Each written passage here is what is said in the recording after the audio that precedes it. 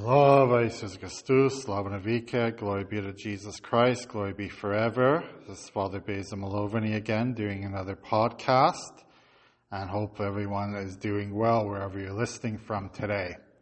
So today, September 1st, is an important day for our calendar, our church calendar. September 1st is the beginning of the new church year. So most people know that, of course, January 1st is the beginning of the civil year of the regular calendar, but a church year always begins on September 1st. So this came right from the time of the Roman Empire. The Romans always started their year on September 1st. So the Christian church, the beginning of the history of the Christian church, also started their church year, always their calendar on September 1st.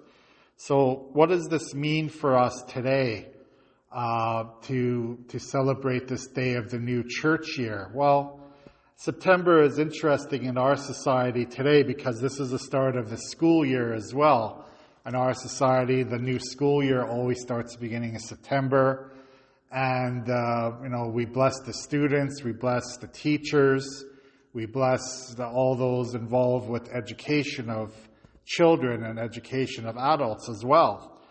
And, because the universities always also start and the colleges start in September. So education is one of the things that we could talk about, how are we educated in the faith? How are we educated in the Christian lifestyle? Another thing about the church year starting September 1st is interesting. I've talked about this other places before.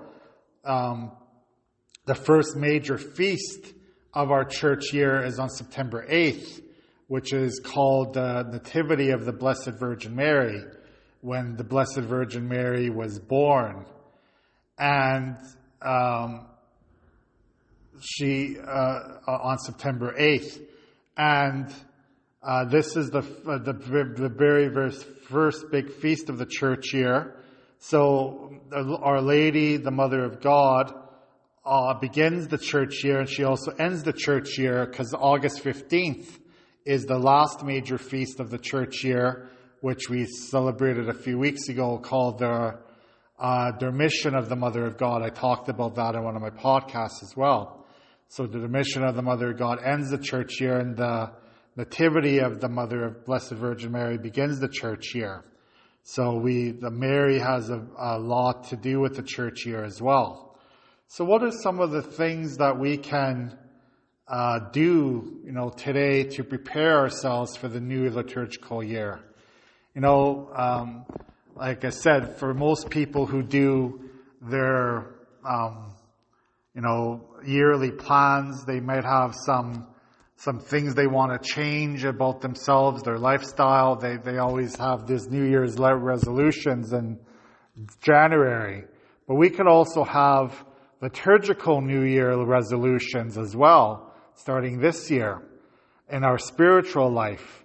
So our resolutions could be, how many services are we going to attend this year? How many church services?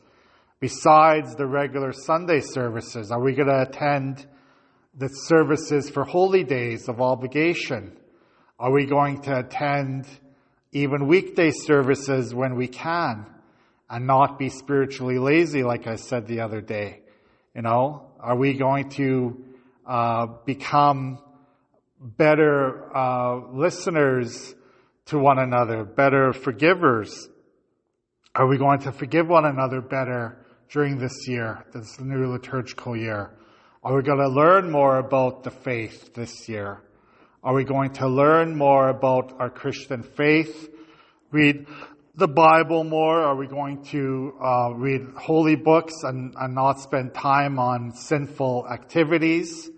Are we going to do things like that? Are we going to have more patience with those that we love, our children, our parents, our loved ones, our co-workers? Are we going to have more understanding and patience with them? And are we going to, help one another more? It's so easy to say, well, I have my own problems in life. I don't need to worry about other people's problems. I have my own issues to deal with. Well, that's true, but everyone has their own issues to deal with. And God gives us the strength to help one another whenever we can in this world. So I think these are some important aspects to think about during this day, September 1st, the new liturgical year.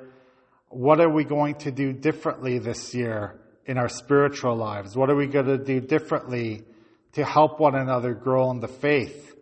Coming to church, going to prayer services is a huge start.